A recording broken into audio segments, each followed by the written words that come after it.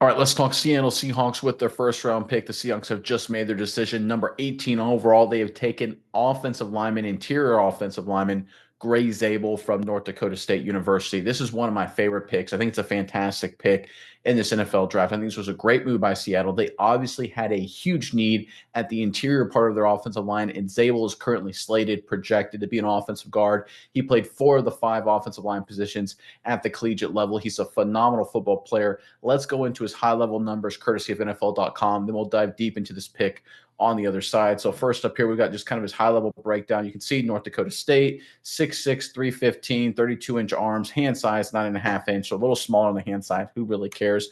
If you look at his production score and athleticism score, 91 production score. This dude was a freaking beast at North Dakota State, was the best football player on a national championship D1 AA FCS team.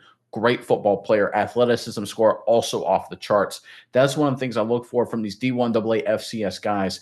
Obviously, they have to dominate at that lower level college football, but if they have that elite level athleticism too, that to me is a sign they can easily translate. You go deeper into his bio here, let's switch up to our second graphic here, breaking down his career. So, really, if you get to the last 3 seasons, that's where it really matters. Played in all 15 games in 2022, started all 15 games, and then last year was a first team all FCS American, just a high level dominant player. Started all 16 games at left tackle for the FCS champions. If you go back over the last 3 seasons, he played 1 at left guard, 5 at right tackle. In 2023, he played 3 games at left guard, 12 at right tackle, and of course, all of the games, 16 games at left tackle this past season. He is versatile. He can play everywhere, but he's most likely to slide in right at guard for the Seattle Seahawks. Again, I think this is a high value move by Seattle. I know some people view him a little lower on their big board, maybe around 20, 30, depending on how you slide him in there in that range.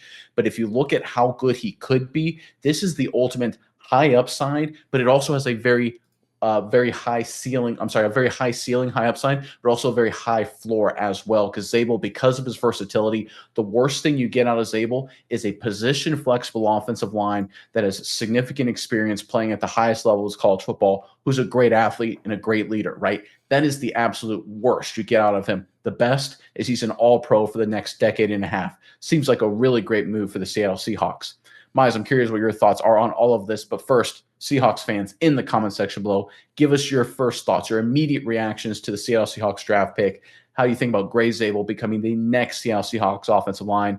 Give us your thoughts, your emotions, everything you're feeling right now in the comment section below. But Miles, over to you. Give us your thoughts on this pick by Seattle.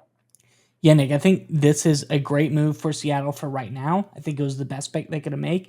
But if you think about it in this aspect, I think this was the best way for them to set themselves up for the rest of the draft as well. We knew they were going to double dip probably interior offensive line here.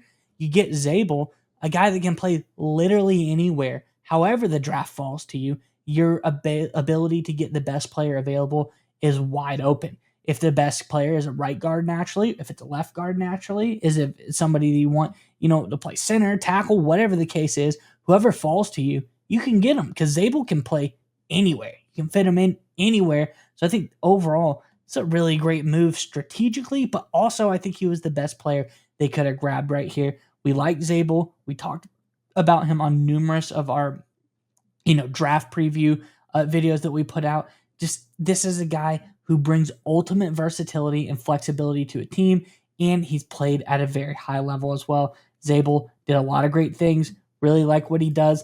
He's elite as far as his athleticism goes. He's huge, 6'6", 312, that absolutely gigantic frame. This is a guy who's productive. He's athletic.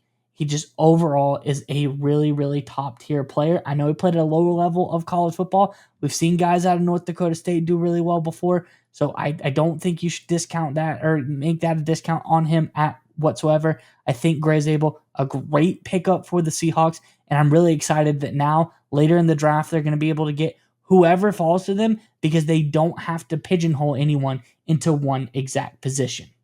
That's a great point because obviously the Seahawks have an extra second round pick. They have the Pittsburgh Steelers second round pick when they traded DK Metcalf. So at this point, you kind of can clear the box. There's a huge need at the interior part of the offensive line. They address that. Now they've got flexibility the rest of the draft. They can go through their litany of picks. They've got 2 in the second, 2 in the third, they got 2 in the fifth, and they got 2 in the seventh. They don't have a 6th-round pick. They got a lot of ammunition. They can slide up and down the rest of the draft. They could slide back into the end of day one. We'll see what happens. They've got a lot of options in day two. They could go multiple opportunities to get better at some other positions. I think the Seattle Seahawks here did the right move. I think they avoided the temptation of trying to replace DK Metcalf. Remember, you moved off of DK Metcalf because you wanted to feature Jackson Smith and Jigba, right? That's the whole model. That's the whole plan. We talked about it this offseason. If you go out and draft a first-round wide receiver with your first pick when you have a huge need in offensive guard, it kind of goes against that message. It goes against that strategy. I gave credit to John Schneider and Mike McDonald. We've talked about it a lot this offseason. They've had a clear strategy with every single move they've made. And this move right here, this draft pick, taking Zable, number 18 overall, perfectly aligns with that. And that's one of the key things to look forward to over the course of these next few days, especially as we do a deep dive into every single team's draft picks, is does it align with their offseason strategy and their goals? There's some teams, usually losing teams, where there's not good alignment. So far through this first-round pick, the Seattle Seahawks have shown a really good alignment here. Again, Zable, my opinion, I think he's one of the top 15 players in the draft. So I actually view this as a value move. Some people view it a little differently. It's a great fit regardless. Again, high ceiling, high floor. Great draft pick here by John Schneider and the Seattle Seahawks. Yeah, Nick, just a couple other things to touch on. I think as Seattle moves along, really, there's the things we've talked about in this draft. There's